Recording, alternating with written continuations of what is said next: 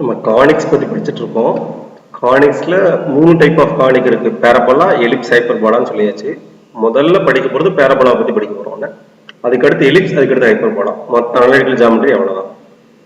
பாருங்க டெஃபினிஷன் பாருங்க. A conic with eccentricity e is equal to 1 is called parabola. தெரியுங்களா? ஒரு கானிக்கு வந்து eccentricity e வந்து 1 இருந்தா அதுக்கு பேர் என்ன? பேரபோலா. e 1ன்னா என்ன அர்த்தம் அப்படின்னா இது ஃபிக்ஸட் பாயிண்ட்ங்க. ஃபிக்ஸட் பாயிண்ட்க்கு பேர் ஃபோக்கஸ். முன்னாடி f ன்னு சொன்னோம்னா இங்க s ன்னு சொல்லியிருக்கேன், அவ்வளவுதான், வேற ஒண்ணும் இல்லை. ஃபிக்ஸட் லைன் அதுக்கு பேர் டைரக்ட்ரிஸ். அப்போ ரெண்டுக்குள்ள டிஸ்டன்ஸுக்குள்ள ரேஷியோ, அதாவது எஸ்பிக்கும் பிஎம்குள்ள டிஸ்டன்ஸ் இருக்குல்ல, எஸ்பிங்கிற டிஸ்டன்ஸுக்கும் பிஎம்குள்ள டிஸ்டன்ஸுக்குள்ள ரேஷியோ எஸ்பி பை பிஎம் வந்து தான் ஈன்னு வச்சிருக்கோம், எசன்ட்ரிசிட்டின்னு வச்சிருக்கோம்.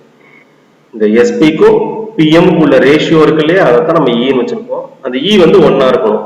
இப்போ எஸ்பி பை பிஎம் வந்து 1 இருக்கணும். அப்போ எஸ்பிசி ஈக்குவல் டு பிஎம் இருக்கணும். ரைட்? பிஎம் கிராஸ் பண்ணிக்கோங்க. எஸ்பிசி ஈக்குவல் டு பிஎம் இருக்கணும். எஸ்பி அப்படின்னா என்ன அர்த்தம்? Distance between moving point and focus அப்படின்னு அர்த்தம். இல்ல moving point at fixed point. இப்போ distance between moving point at fixed point, moving point at focus equal to பிஎம்னு அர்த்தம். Distance between moving point at டைரக்ட்ரிஸ்னு அர்த்தம். அப்போ அந்த மூவிங் பாயிண்ட் வந்து ஃபோக்கஸ்ல இருந்து மூவிங் பாயிண்ட் உள்ள டிஸ்டன்ஸும் டைரக்ட்ரிஸ்ல இருந்து மூவிங் பாயிண்ட் உள்ள டிஸ்டன்ஸும் சேமா இருக்கிற மாதிரி பி மூவ் ஆச்சுன்னா உங்களுக்கு என்ன கிடைக்கும்? பேரபோலா கிடைக்கும். The distance between focus and moving point is equal to distance between directrix and moving point. SP na distance between focus and moving point. PM na distance between directrix and moving point. Upon the parabola is a locus of points which are equidistant from both directrix and focus. Equidistant na same distance na directrix la irundho focus la irundho same distance la move aagura points oda locus da enadhu parabola. அப்ப எப்படிப்பட்ட points எல்லாம் collect பண்ணா parabola கிடைக்கும்? டைரக்ட்ரிஸ்ல இருந்தும் ஃபோக்கஸ்ல இருந்தும் same டிஸ்டன்ஸ்ல இருக்கும்ல, அந்த பாயிண்ட் எல்லாம் சேர்த்தீங்கன்னா உங்களுக்கு பேரபோலான்னு ஒரு ஷேப் கிடைச்சிடும். இல்ல கிடைக்கிற ஷேப்புக்கு பேரு பேரபோலா. அதனால இங்க ஃபோக்கஸுக்கு பதிலா நான் எஸ் ன்னு சிம்பிள் கொடுத்துருக்கேன். போன வீடியோல எஃப் இருந்திருக்கும், எஃப், அதுக்கு பதிலா இங்க எஸ் இருக்குன்னு. அப்ப எப்படிப்பட்ட பாயிண்ட்ஸ் எல்லாம் கலெக்ட் பண்ணா பேரபோலா கிடைக்கும்? டைரக்ட்ரிஸ்ல இருந்தும் ஃபோக்கஸ்ல இருந்தும் சேம் டிஸ்டன்ஸ்ல உள்ள பாயிண்ட்ஸ் அதெல்லாம் கலெக்ட் பண்ணா கண்டிப்பா கிடைக்கிற காணிக்கு வந்து பேரபோலாவாக இருக்கும். சரி, next the equation of parabola in standard form. இதுக்கு முன்னாடி நம்ம ஜெனரல் ஃபார்ம்னு சொல்லியிருக்கோம். பொதுவா காணிக்கு எப்படி இருக்குன்னு பேசியிருக்கோம். அதாவது இந்த ஒரு ஜெனரல் ஈக்குவேஷன் கொடுத்தா அது பேரபோலாவும் இருக்கலாம், எலிப்ஸாவும் இருக்கலாம், ஹைப்பர்போலாவும் இருக்கலாம், அப்படி பேசியிருக்கோம். இப்போ நம்ம பர்டிகுலரா பேரபோலாவோட ஈக்குவேஷன் எப்படி இருக்கும் அதுக்கு பேர் தான் ஸ்டாண்டர்ட் ஃபார்ம்னு பேர். பேரபோலா வந்து இதுக்கு முன்னாடி ஜெனரல் ஈக்குவேஷன் தான் சொல்லியிருக்கோம். இப்போ நான் ஸ்டாண்டர்ட் ஈக்குவேஷன் சொல்ல போறேன். அதாவது equation of parabola in standard form அப்படின்னு சொல்றேன். அதுக்கு ஒரு சில அசம்ஷன் பண்ணி ஈக்குவேஷன் டெரைவ் பண்ணிக்கணும். அந்த ஈக்குவேஷன் வச்சுதான் சம் போட போறாங்க. இதுக்கு முன்னாடி படிச்சது ஜெனரல் ஈக்குவேஷன், அது காமன். ஒவ்வொன்றுக்கும் தனித்தனியா படிக்கும்போது ஒவ்வொன்றுக்கும் ஸ்டாண்டர்ட் ஈக்குவேஷன் கண்டுபிடிக்கும். ஸ்டாண்டர்ட் ஈக்குவேஷன் பர்டிகுலரா பேரபோலா எப்படி இருக்கும் அதான் ஸ்டாண்டர்ட் ஈக்குவேஷன். அதுல முதல்ல அசம்ஷன் போட்டுக்கணும். Let S be the focus and L be the directrix. அந்த ஃபிக்ஸட் பாயிண்ட் இருக்கு இல்லையா, அதுக்கு பேர் எஸ் ன்னு வச்சுக்கோங்க. இந்த ஃபிக்ஸட் லைன் டைரக்ட்ரிஸ் இருக்கு இல்லையா, அதுக்கு எல் ன்னு பேர் வச்சுக்கோங்க.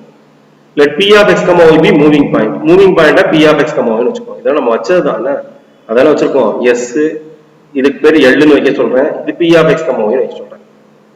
இதெல்லாம் அசம்ஷன். இஸ் ஈக்குவல் டு 1ங்கிறது எசன்ட்ரிசிட்டி. பேரபோலா தானே, எசன்ட்ரிசிட்டி இ வந்து என்னவா இருக்கணும்? 1 இருக்கணும். ஸோ இதெல்லாம் அசம்ஷன். அடுத்து கன்ஸ்ட்ரக்ஷன் பண்ணிக்கணும். கன்ஸ்ட்ரக்ஷன் நம்மளா எடுத்துக்கிறதுனா plot the point focus, plot the focus S, draw the directrix.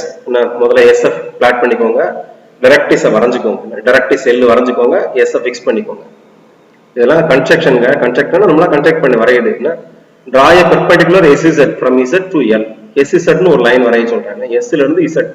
SEZ எதுக்கு? அந்த டைரக்ட்ரிஸ்க்கு பெர்பெண்டிகுலரா வரையணும், எஸ்இசட் வரையணும். அப்போ ஃபிக்ஸட் பாயிண்ட் எஸ்ல இருந்து ஃபிக்ஸட் லைனுக்கு ஒரு பெர்பெண்டிகுலர் லைன் வரையுங்க, அதான் எஸ்இசட். டிரா எஸ்இசட் என்ன? Draw a perpendicular SZ from S to L.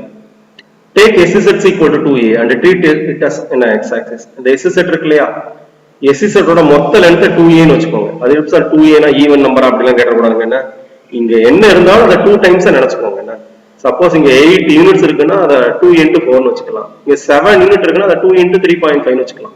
மொத்த லென்த் 2ஆ பிரிச்சுக்கோங்கன்னு சொல்ல வராங்க, வேற இல்ல. மொத்த லென்த் 2 டைம்ஸ் ஆஃப் a நினைச்சுக்கோங்க. அப்ப எஸ்இசட்டை மொத்தம் 2a நினைச்சிட்டு எஸ்இசட் வழியா ஒரு எக்ஸ் ஆக்சிஸ் வரைஞ்சுக்கோங்க. எஸ்இசட் வந்து அலாங் எக்ஸ் ஆக்சிஸ் இருக்குதா நினைச்சுக்கோங்க.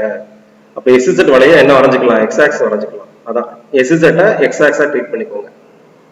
Draw a perpendicular bisector of SZ and treat it as an y axis. SZக்கு ஒரு perpendicular bisector வரைங்க. அது என்ன perpendicular bisector? perpendicular னா SZ க்கு perpendicular இருக்கணும். bisector னா அர்த்தம் ஈக்குவலா பிரிக்கணும். நம்ம ஏற்கனவே இதை 2a லென்த் இருக்கிறதா பிரிச்சு சொன்னோமா, மொத்தம் 2a எடுத்துக்கோன்னு சொன்னோமா, அப்ப இங்கிட்டு a இருக்கணும், இங்கிட்டு a இருக்கணும். மொத்தம் வந்து 8 இருந்தா இங்கிட்டு 4, இங்கிட்டு 4. மொத்தம் 7 இருந்தா இங்கிட்டு 3.5, இங்கிட்டு 3.5. அதனாலதான் ஏன்னு சொல்லிட்டு போனேன். அப்ப இந்த ஈக்குவலா பிரிக்கணுங்கிறதுக்காண்டி தான் மொத்த லென்த் 2a நினைச்சுக்கிட்டோம். இங்கிட்டு உள்ளது a, இங்கிட்டு உள்ளது a. அப்போ கூட உள்ளதா அந்த அப்ப எஸ்இசெட்டோட பெர்பெண்டிகுலர் பைசெக்டரை எதுவா வச்சுக்கோங்க, ஒய் ஆக்சிஸா வச்சுக்கோங்க. அப்ப x axis y axis meet பண்ற பாயிண்ட் தான் ஆரிஜின். அப்ப இது ஓ. இதெல்லாம் அசம்ஷன், அசம்ஷன் கன்ஸ்ட்ரக்ஷன் நம்மளா வச்சுக்கிடுதோம். இதுல வேற ஒன்றும் பெரிய லாஜிக் ஒன்றும் கிடையாது. Draw a perpendicular bisector of SZ and it as y axis. Take the point of intersection of SZ and its perpendicular bisector as origin O. எடுத்தானே SZங்கிறது x axis வழியா இருக்கு. இதோட perpendicular bisector y axisனா ரெண்டு meet பண்ற point தான் origin. Draw PM perpendicular to draw PM from P to L and perpendicular to L. PMங்கிற line வரைங்க. எப்படி வரைங்க? L க்கு perpendicular வரைங்க. இது இருக்குன்னா அந்த டயகிராம்ல தான PM வரைஞ்சுக்கோங்க. PM வந்து L க்கு perpendicular. Lங்கிறது இந்த டைரக்ட் perpendicular PM வரைஞ்சுக்கோங்க. Pங்கிறது மூவிங் பாயிண்ட். என்ன Pங்கிறது எங்க வேணாலும் இருக்கலாம். நான் மூவிங் பாயிண்ட்னா எங்க வேணாலும் வரலாம். இங்க இருக்கலாம், இங்க இருக்கலாம், இங்க இருக்கலாம், எங்க வேணாலும் இருக்கலாம். சோ இந்த மாதிரி கன்ஸ்ட்ரக்ஷன் முடிச்சாச்சு. கன்ஸ்ட்ரக்ஷன் முடிச்சா என்ன கிடைக்கும் அப்படின்னு கேட்டீங்கன்னா, இது ஆரிஜின் சொல்லியாச்சு, இந்த டிஸ்டன்ஸ் ஏன்னு சொல்லியாச்சா. எஸ்ங்கிறது எக்ஸ் ஆக்சிஸ் மேல இருக்கா, அப்ப எஸ்ங்கிறது ஏ கமா 0. எக்ஸ் ஆக்சிஸ் மேல இருந்தாலே ஒய் கோஆர்டினேட் 0. அப்ப இந்த டிஸ்டன்ஸ் ஏ தானே, அப்ப எஸ்ங்கிறது ஏ கமா 0. இசட் என்னன்னு கேட்டா ஒய் ஆக்சிஸ் இங்கிட்ட இருக்கு, இந்த சைடு எக்ஸ் ஆக்சிஸ் இந்த சைடு இருக்கா, ஒய் ஆக்சிஸோட இந்த சைடு இருக்கா, லெஃப்ட் சைடு இருக்கா, அப்போ நெகட்டிவ். அப்ப இசட் என்னன்னு கேட்டா மைனஸ் ஐ கமா 0. நல்லா புரிஞ்சுக்கோங்க, இது ஒய் ஆக்சிஸ், இங்கிட்ட எல்லாம் எக்ஸ் பாசிட்டிவ், இங்கிட்ட எல்லாம் எக்ஸ் நெகட்டிவ். இது ஏ டிஸ்டன்ஸ்ல இந்த சைடு இருக்கிறதுனால எஸ்ங்கிறது ஏ கமா 0. இது ஏ டிஸ்டன்ஸ்ல லெஃப்ட்ல இருக்கிறதுனால minus i comma 0. X axis மேல இருக்கிறதுனால ஒய் கோஆர்டினேட் 0ன்னு சொல்லுவாங்க. இது P of X comma y. அப்ப எஸ் கண்டுபிடிச்சாச்சு, இசட் கண்டுபிடிச்சாச்சு. எம் கூட கண்டுபிடிச்சிடலாமே. எம்முக்கு எம்ங்கிற பாயிண்ட்டுக்கு இது எக்ஸ் ஆக்சிஸ் டிஸ்டன்ஸ், இது ஏ. ஏன்னா இப்படி பார்த்தா மைனஸ் ஏ. இது ஒய் ஆக்சிஸ் டிஸ்டன்ஸ், இது எவ்வளவுன்னா ஒய். சரிங்களா, இங்க ஒய் தானே இருக்கு. இது பி ஆஃப் எக்ஸ் கமா ஒய்ங்கிற பாயிண்ட் தானே. அப்போ அந்த எக்ஸ் கமா ஒய்ங்கிற பிங்கிற பாயிண்ட்ல எக்ஸ் கோஆர்டினேட் வந்து எக்ஸ்ன்னு அர்த்தம், ஒய் கோஆர்டினேட் வந்து ஒய்ன்னு அர்த்தம். அப்போ ஒய் கோஆர்டினேட் ஒய்னா இந்த லென்த் ஒய். சோ இந்த லென்த் ஒய்னா இந்த லென்த் ஒய் தான். அதனால மைனஸ் ஏ கமா ஒய். நல்லா புரிஞ்சுக்கோங்க, கண்டுபிடிக்கிறது ஈஸி தானே. எம்ஐஏ மைனஸ் ஏ கமா ஒய்ன்னு சொல்றோம் அப்படின்னா இப்படி கூட வச்சுக்கலாம். இந்த லைன் வந்து ஒய் ஆக்சிஸ்க்கு பேரலல் தானே, இந்த லைன் ஒய் ஆக்சிஸ்க்கு பேரலல். அப்ப எக்ஸ் கோஆர்டினேட் சேமா இருக்கும். இங்க மைனஸ் ஏனா இங்க மைனஸ் ஏ. இந்த லைன் இருக்குல்ல, அது எக்ஸ் ஆக்சிஸ்க்கு பேரலல் தானே, அப்ப ஒய் கோஆர்டினேட் சேமா இருக்கும். இங்க ஒய்யா இருந்தா இங்க ஒய், இப்படியும் வச்சுக்கலாம். இல்லைன்னா இந்த டிஸ்டன்ஸ் வந்து ஏ தானே, அப்போ இங்க மைனஸ் ஏனா இதுவும் மைனஸ் ஏ தான். இந்த டிஸ்டன்ஸ் வந்து ஒய், இது P of X comma Y தானே. அப்ப இந்த டிஸ்டன்ஸ் பிங்கிற பாயிண்ட்டுக்கு இந்த வெர்டிகல் டிஸ்டன்ஸ் ஒய்யா இருக்கும். இந்த ஹரிசானல் டிஸ்டன்ஸ் பி வரைக்கும், எஸ் வரைக்கும் கிடையாது, பி வரைக்குள்ள ஹரிசானல் டிஸ்டன்ஸ் எக்ஸா இருக்கும். அந்த எக்ஸ் தேவையில்லை. இந்த பியோட வெர்டிகல் டிஸ்டன்ஸ் வந்து ஒய் தானே. பி எவ்வளவு இருக்கோ அதே அளவுக்கு தானே எம் இருக்கு. அப்ப எம்முக்கும் ஒய் தான். So எம்ங்கிறது minus A comma Y. எப்படினாலும் ஞாபகம் வச்சுக்கோங்க, இந்த டிஸ்டன்ஸ் ஏ, இந்த டிஸ்டன்ஸ் ஒய். ஸோ அதனால minus A comma Y. A minus ஏனா ஒய் ஆக்சிஸ்க்கு லெஃப்ட் சைடு. இப்போ என்னென்ன பாயிண்ட், எஸ் சொல்லியாச்சு, இசட் சொல்லியாச்சு, எம் சொல்லியாச்சு. 3 பாயிண்ட் தெரிஞ்சிருச்சு, S Z M. S Z சொல்றது ஈஸி. இது ரைட் சைடு ஏ கமா 0, இது left side minus A comma 0. இந்த எம்ங்கிறது வந்து நம்ம எதை வச்சு, இசட்டை வச்சும் பிஏ வச்சு சொல்றோம். ஏன்னா இந்த ஏ டிஸ்டன்ஸ்ல இருக்கிறதுனால எக்ஸ் கோஆர்டினேட் மைனஸ் ஏ. இது ஒய் வெர்டிகல் ஹைட்ல இருக்கிறதுனால இங்க என்னது எம்மும் ஒய் வெர்டிகல் ஹைட்ல இருக்கும். அதனால என்னது ஒய். ஏன்னா சேம் லைன் தான் வரைஞ்சிருக்கோம். பிஎம் பியும் எம்மும் ஒரே லைன்ல இருக்கும். அதனால மைனஸ் ஏ கமா ஒய். புரிஞ்சுக்க ட்ரை பண்ணுங்கன்னா இப்ப ஈக்குவேஷன் கண்டுபிடிக்கணும். எதுக்கு? பேரபோலாக்கு. எஸ்பி பை பிஎன் ஈன்னு தெரியும்ல. இந்த டிஸ்டன்ஸுக்கும் இந்த டிஸ்டன்ஸுக்கு உள்ள ரேஷியோ வந்து தான் எசென்ட்ரிசிட்டி. எஸ்பிக்கும் பிஎம்க்கு உள்ள ரேஷியோ தான் எசென்ட்ரிசிட்டி. அதான் இ. எஸ்பி பை பிஎம் வந்து இ. இ வந்து 1ன்னு தெரியும். ஏன்னா பேரபோலாக்கு வந்து இயோட வேல்யூ 1ன்னு படிச்சிருக்கோம். பிஎம் கிராஸ் பண்ணீங்க. So SPC equal to PM. SP எப்படி கண்டுபிடிக்கிறது? எஸ் தெரியும், பி தெரியும். டிஸ்டன்ஸ் ஃபார்முலா யூஸ் பண்ணிக்கலாம்.